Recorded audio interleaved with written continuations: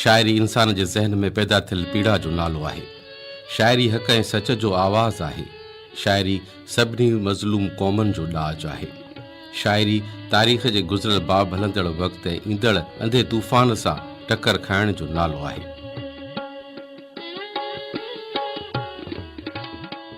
अदब ऐं ख़ासि करे शाइरी लाइ अंग्रेज़ ॾाहे विलियम वर्ड्सवर्थ चयो हुयो त अंदर जे ताक़तवर उधमनि जो बेसाख़्ता इज़हार आहे। ऐं वरी इहो बि चयो वेंदो आहे त अदब समाज ऐं शख़्स जो आईनो हूंदो आहे। जहिड़ो समाज अहिड़ो अदब पैदा थींदो आहे ऐं जहिड़ी कंहिं शख़्स जी हालत हूंदी आहे साई बयानु कंदो आहे। इन करे अदब हिकु अहिड़ो औज़ार आहे जंहिंसां समाज जूं केतिरियूं ई बीमारियूं तशख़ीस करे इन जो इलाजु ॻोल्हियो वेंदो आहे। हिकु ॾाहे अदीब चयो हुयो त असांजा अदीब जॾहिं असांजी क़ौम जी शयुनि खे ॻाइणु शुरू कंदा आहिनि त असीं इन्हनि शयुनि जी हिफ़ाज़त करणु शुरू कंदा आहियूं। शाइरी ऐं अदब क़ौमुनि जा घिंड हूंदा आहिनि। सिंधी अदब जा पढ़ंदड़ इहो ॼाणनि था त सिंधी शाइरी छा थींदी आहे, छो त सिंध आहे ई शाइरीअ जो देस। अॼु जॾहिं शाइरीअ जो आलमी ॾींहुं आहे तॾहिं इहो चवणु ज़रूरी आहे त असां हिन ॾेह जे ॾुखनि खे ख़ूबसूरतीअ सां बयानु कंदड़ शाइरनि खे छा था ॾियूं। अलमियो त इहो रहियो आहे जो असांजा शाइर बेवसी जे बिस्तरे ते तड़पी तड़पी मौत जो खाज बणिजी वेंदा आहिनि। शाइरी त अंदर जे उधमनि खे इज़ारण जो नालो हूंदी आहे ऐं इहो इज़ारण वारो रवाज सदियुनि खां जीअं जो तीअं जारी आहे। केतिरा ई शाइर आया पंहिंजो वारो वॼाए हलिया विया। काल जेके शाइर हुआ माज़ीअ जो हिसो थी विया। अॼु जेके आहिनि सुभाणे उहे माज़ीअ जो हिसो थी विञाइजी वेंदा। तॾहिं ॿिया लिखंदड़ ईंदा जेके अदब जे जहान में लफ़्ज़नि जा गुलाब पोखींदा। इहो सिलसिलो सदियुनि ताईं जारी रहंदो। हूअं बि अदब धरतीअ जी सुञाणप हूंदो आहे। अदब ई त क़ौमुनि जो तर्जुमान हूंदो आहे। मौसीक़ी रूह जी ग़ज़ा हूंदी आहे। अॼु बि सिंध जे हिन सरज़मीन ते केतिरा ई शाइर आहिनि जेके गुमनामीअ जी ज़िंदगी गुज़ारे रहिया आहिनि, पर उन्हनि जी दर्द कहाणियुनि खे अञा ताईं कंहिं बि कलमबंद न कयो, पर हू पंहिंजे कलम वसीले दुनिया जा दर्द शाइरीअ में ख़ूबसूरतीअ सां बयानु कंदा आहिनि ऐं पोइ दुनिया जो दर्द लिखंदे लिखंदे हू बि सरापा दर्द बणिजी वेंदा आहिनि। अॼोके हिन ज़माने में अहिड़ा माण्हू ॾाढा घटि आहिनि जिन जे अहसासनि में गुलाब जे गुलनि वांगुरु वणंदड़ ख़ुशबू जहिड़ी शाइरी हुजे। बाक़ी ॻाल्हियुनि जा ॻोठ अॾींदड़ माण्हू त खोड़ सारा मिली वञनि था।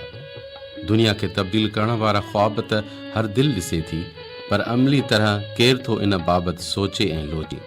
इहो बि हिकु अहम सुवालु आहे जंहिं ते वीचारण जो वक़्तु कंहिंखे मिलियो हूंदो अलाए न। सदाईं शाइरनि शाइरीअ खे दिलि जी सदा सम्झो आहे। इहो ई सबबु आहे जो उहे दुनिया वारनि जे दर्दनि ते बि लुछंदा रहिया आहिनि। प्रीत जी रीत ॾाढी निराली हूंदी आहे। उन्हनि जा अहसास अंदर में लफ़्ज़नि खे जनमु ॾींदा आहिनि। तॾहिं ई शाइरी कंहिं ख़ूबसूरत गुल जीअं फुटी निकिरंदी आहे। अहसासनि जज़्बनि ऐं अंदर जे उधमनि खे जॾहिं लफ़्ज़नि जो रूप ॾिबो आहे तॾहिं शाइरी जनमु वठंदी आहे। सदियुनि जेॾो सच त इहो बि आहे जो शाइरी उन्हनि दिलनि जा दग झलींदी आहे जिन दिलनि जो आसमान मोहबत जे ककरनि सां ढकियल हूंदो आहे। मोहबत हणा मन ई ख़ूबसूरत अदब जा ख़ालिक़ हूंदा आहिनि।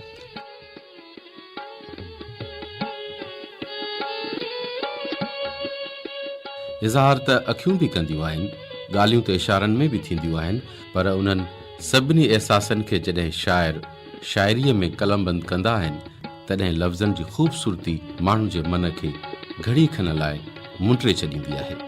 लफ़्ज़नि जो सर सोचनि खे नवां रुख़ अर्पींदो आहे।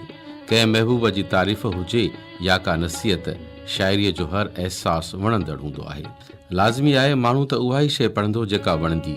ही शाइर जेके महबूब खे ख़ूबसूरत बणाइण लाइ लफ़्ज़नि जा सितारा टाकिनि था, पर इन्हनि जी ज़िंदगी ॾाढी बेरंग ऐं बेवसीअ वारी हूंदी आहे।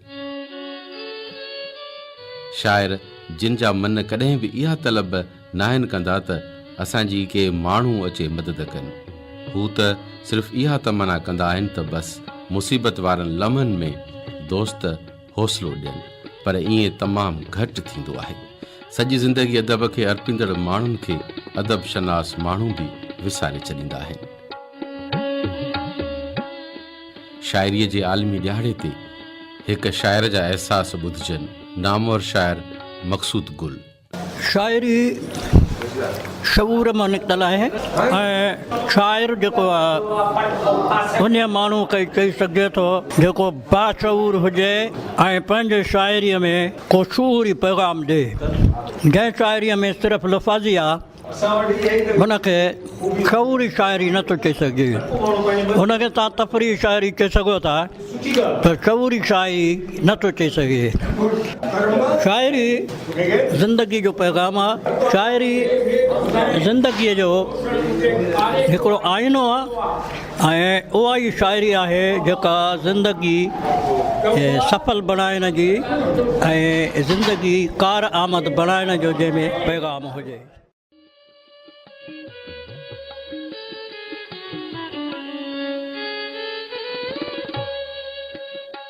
शाइरी नाज़ुक ऐं नफ़ीस इज़हार जो नालो आहे। शाइर पंहिंजे कलम ज़रिए क़ौमनि जा दुख ऐं दर्द लिखंदा आहिनि। शाइरीअ जी अहमियत कहिड़ी आहे, अहिड़ो इज़हार हिकु शाइर कीअं थो करे? नामवर शाइर मुख़्तियार समो। सॼी दुनिया में शाइरीअ जो बैन अल-अक़वामी ॾींहुं मल्हायो वञे थो। हक़ीक़त में उहे क़ौमूं जेके हीउ ॾींहुं मल्हाइनि थियूं ॼण त उहा इन ॻाल्हि जी साख ॾियनि थियूं त उहे नफ़ासतुनि तख़लीक़ुनि ऐं अज़मतुनि जूं दाई आहिनि।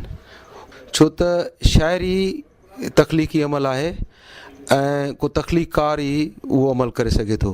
शाइरीअ जे वसीले न रुगो तख़लीक़ुनि अज़मतुनि जा माण्हू रस्ता ॻोल्हे सघे थो, पर उन सां गॾोगॾु पंहिंजी ॿोलीअ जी तरक़ीअ जे लाइ बि वॾी ख़िदमत करे सघे थो। छो त ॿोली क़ौमुनि जी सुञाणप हूंदी आहे। शाइरीअ में जेका ॿोली इस्तेमालु थिए थी पई ॼण त उहा ॿोली महफ़ूज़ थिए थी पई ऐं जेतिरी घणी शाइरी मौजूदु आहे ज़ाहिरी आहे ॿोलीअ जी एतिरी घणी हिफ़ाज़त थींदी रहे थी। सो हिन को शाइरीअ जो आलमी ॾींहुं आहे। मां सम्झां थो त असांजा सिंधी शाइर वॾे फ़ख़्र सां हिन आलमी ॾींहं वारे हवाले सां गॾु थियल दुनिया जे समूरनि तख़लीक़कारनि ऐं शाइरनि सां कुलो कुले में मिलाए बीठल नज़र ईंदा।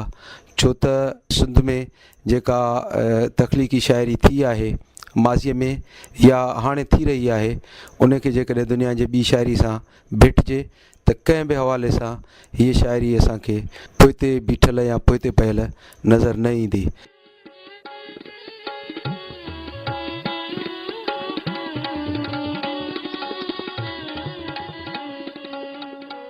शेख अयाज़ शाइरी लाइ चयो त ए शाइरी मूं अखियुनि जी सारी निंड तोखे ॾिनी, मूंखां ॿियो छा थी घुरी।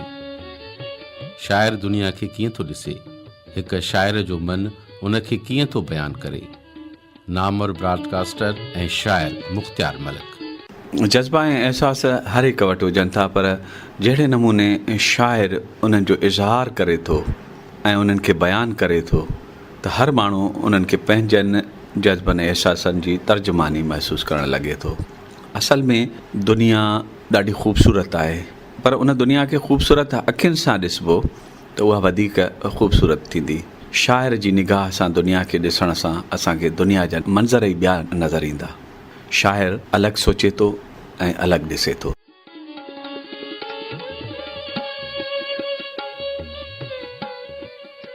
शाइरी जॾहिं नग़मनि जो वेस पहिरें राॻीअ जी मार्फत आम माण्हुनि ताईं रसे थी तॾहिं उहे गीत वधीक मक़बूलियत हासिल कनि था।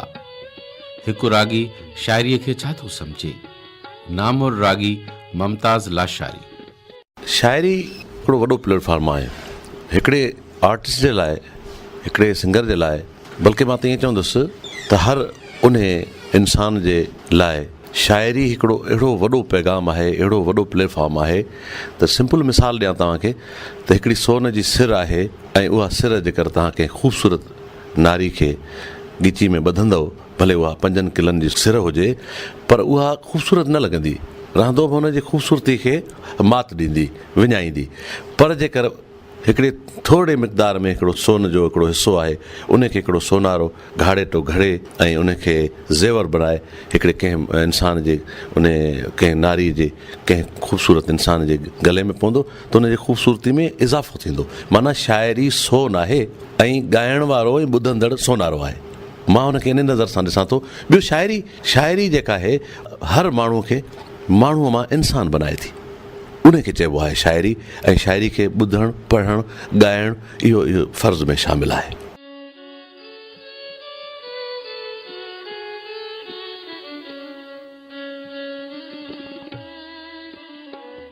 शाइरी रूह जो पुरअसर आवाज़ आहे। शाइरी ज़रिए शाइर पंहिंजे अहसासनि खे लफ़्ज़नि में पोइ पेश करे थो, जेको अनमोल तरह जा रंग आछनि ऐं अर्पिन था।